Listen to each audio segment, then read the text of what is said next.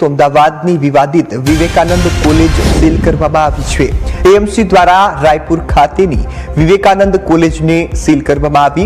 લાંબા સમયથી property tax નહીં ભરતા એએમસી આ કાર્યવાહી કરી છે। કોલેજે અંદાજે 41 લાખનો પ્રોપર્ટી ટેક્સ નથી ભર્યો। લાંબા સમયથી ટેક્સ ન ભરતા કોલેજને હવે સીલ કરવામાં આવી છે।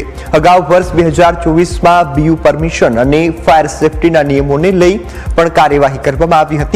અગાઉથી ચાલી રહેલા વિવાદના કારણે ચાલુ વર્ષ દરમિયાન કોલેજમાં રખિયાલ ખાતે શિફ્ટ કરવામાં આવી હતી।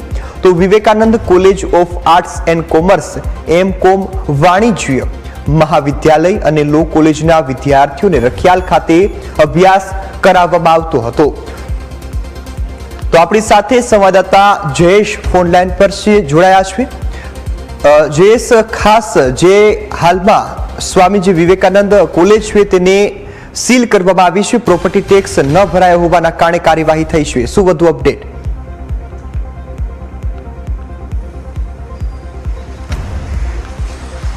રોનક, અમદાવાદના રાયપુર દરવાજા બહાર આવેલી જે વિવેકાનંદ કોલેજ છે કે જે અગાઉ પણ અનેક વિવાદોમાં સપડાયેલી રહી છે। અગાઉ પણ બીયુ પરમિશન, ફાયર સેફટીના નિયમોને લઈ કોલેજ સામે કાર્યવાહી થઈ ચૂકી છે। ત્યારે વધુ એક વખત એએમસી દ્વારા કાર્યવાહી કરવામાં આવી છે અને 21 ઓગસ્ટના રોજ આ કોલેજ છે તેને સીલ કરવામાં આવી છે। જેના આ દ્રશ્ય તમે જોઈ રહ્યા છો કે જે વિવેકાનંદ કોલેજ છે તેને સીલ કરવામાં આવી છે અને ટેક્સ વિભાગ દ્વારા આ કાર્યવાહી છે તે કરવામાં આવી છે। કારણ કે લાંબા સમયથી કોલેજનો જે પ્રોપર્ટી ટેક્સ છે તે બાકી હતો અને પ્રોપર્ટી ટેક્સ કોલેજ દ્વારા ભરવામાં નહોતો આવી રહ્યો અને તેને કારણે હવે આ કાર્યવાહી છે તે કરવામાં આવી છે। ત્યારે 41 લાખ જેટલો પ્રોપર્ટી ટેક્સ છે તે ઘણા લાંબા સમયથી બાકી હતો અને ત્યારે અનેક વખત કહેવા છતાં પણ કોલેજે ટેક્સની ભરપાઈ છે તે ન કરી અને ત્યારબાદ હવે એએમસીના ટેક્સ વિભાગ દ્વારા આ કોલેજ છે તેને સીલ કરવામાં આવી છે। ત્યારે મહત્વની વાત છે કે આ જે વિવાદ અગાઉ પણ ચાલ્યો હતો ને વર્ષ 2023-24માં પણ બીયુ પરમિશન અને ફાયર સેફટીના નિયમોનો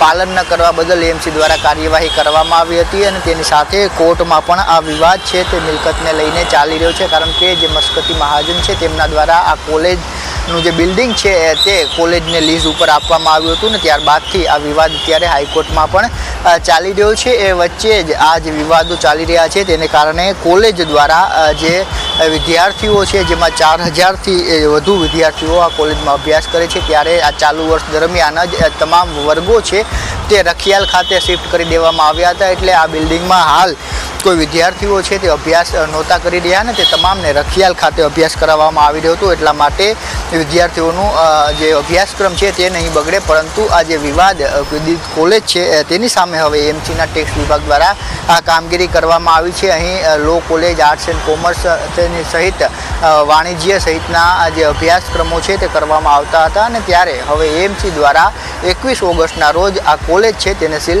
કરી દેવામાં આવી છે। જી બિલકુલ જયેશ, લાઈવ જોડાયા અને સંપૂર્ણ વિગતો આપી બદલ આપનો આભાર।